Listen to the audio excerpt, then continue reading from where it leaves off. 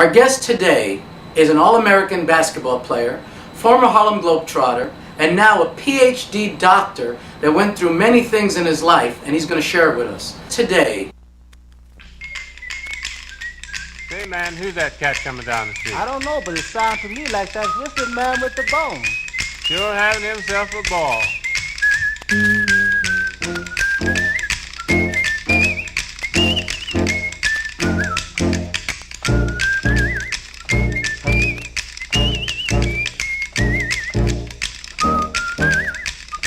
Jumping Johnny Kline, who actually is now known as Dr. John Kline, is our guest. Welcome, Dr. Kline. Thank you very much. Thank you. Glad to be here. Yes. So tell us how it all got started. I've been an athlete ever since I can remember. I guess from the time I was about 8, 9 years old, I used to play baseball. And basketball wasn't a big thing in my life at that time. In the city of Detroit, the inner city, and the Detroit Tigers was my favorite athletic team, sports team. So I followed the Tigers for many, many years. And then as a teenager, I heard about basketball. And we had a recreation center across the street from my house.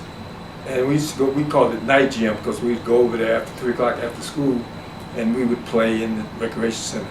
Incidentally, the gentleman who I met who was coaching over there, I really didn't realize, now this was in the 40s, early 40s, I didn't realize that this gentleman actually played for the Harlem Globetrotters in the mid-30s. Wow. So, you know, and he taught me a few things, the 3-on-3 weave, you know, we learned that as youngsters. And I just became fascinated. It was a competitive game, and I enjoyed it. Shortly after that, I was playing recreation ball, and there was a referee, guy there who was refereeing the game, and he was from Wayne State. He was assistant football coach at Wayne State. It was Wayne University at that time. He says, "Young man, have you ever thought about going to college and playing college basketball?" Of course, I had not. I hadn't even thought about going to college. So I said, "No, not really." So he said, "Well, I think you'd make a good college athlete.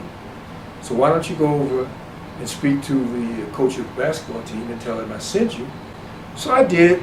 I waited a few days and I went over there. And the team was practicing and I told, it was Coach Joe Mason, as a matter of fact, gentleman who used to play for the Green Bay Packers. He played one end and Don Hudson played on the other end. But he was a great coach, really a great coach. He was very liberal, and at that time I think there had been only one African American to play on that college team, but this is 1950 now. And so I went over and spoke to him, and he said, "Well, go in the locker room, change your clothes, and come on out on the court. Let's see what you got," right? So I got out there and we scrimmaged and back and forth, up and down the court. So at the end of the day, he says to me, as he was sitting in front of his cage, where he keeps all his equipment, he says, "I think we'd like to have you come here and play at Wayne University."